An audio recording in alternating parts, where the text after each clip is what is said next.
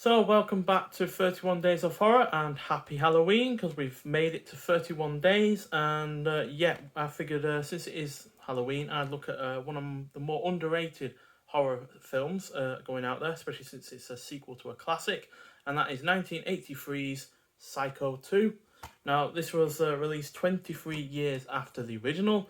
Clocks in at 113 minutes long, had a budget of $5 million, so about 5 times as more than the original, but made at the box office $34.7 million, so around 7 times its budget.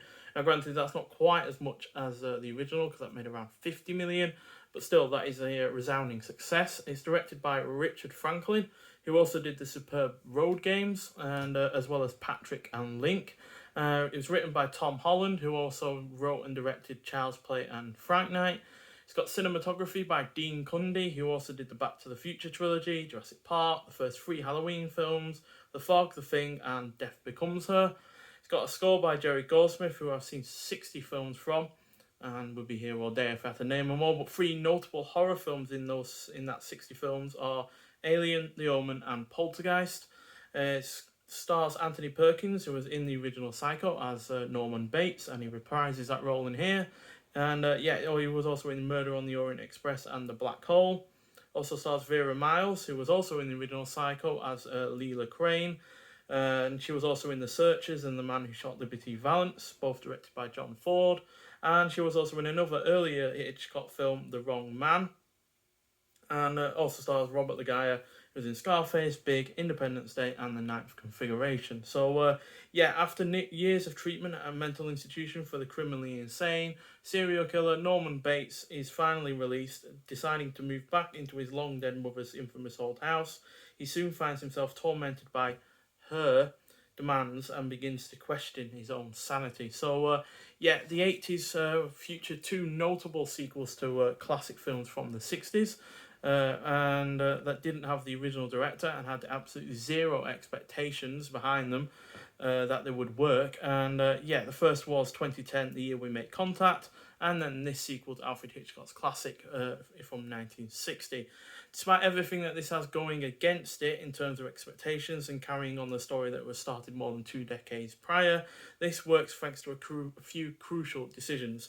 Firstly, bringing back Anthony Perkins and Vera Miles from the original film was a wise decision, as they are both not only great in their roles, but also gives us a sense of familiarity with their presence, which eases us into the plot. The score by Jerry Goldsmith is superb, but what really anchors this film down and makes it so good is the script by Tom Holland, which gives us plenty of character depth and twists to keep the entire film engrossing.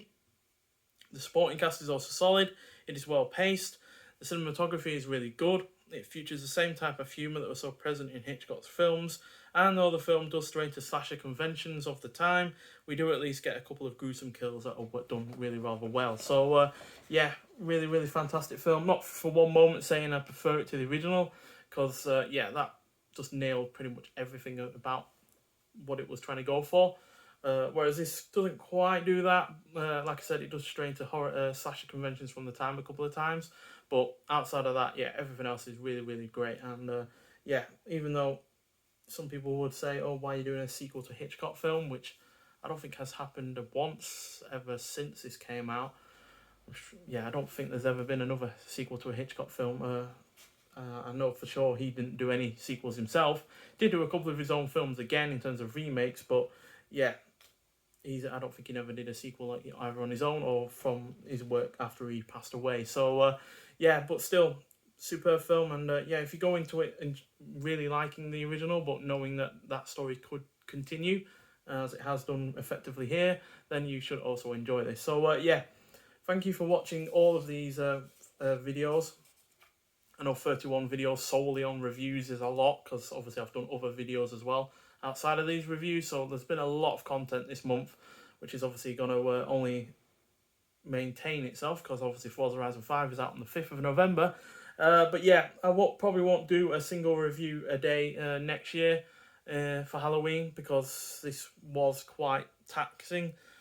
I enjoyed it, no doubt about that, but did take a lot of effort and a lot of time out. But what I will be doing is more specialised videos, so I'll be looking at certain actors, certain directors, certain film series. We'll throw in a couple of reviews here and there, especially for films that I've recently bought. And yeah, should vary up a little bit. So yeah, highly looking forward to next year and next Halloween. But for now, hope you enjoy Halloween, and yeah, have a spooky time. Bye.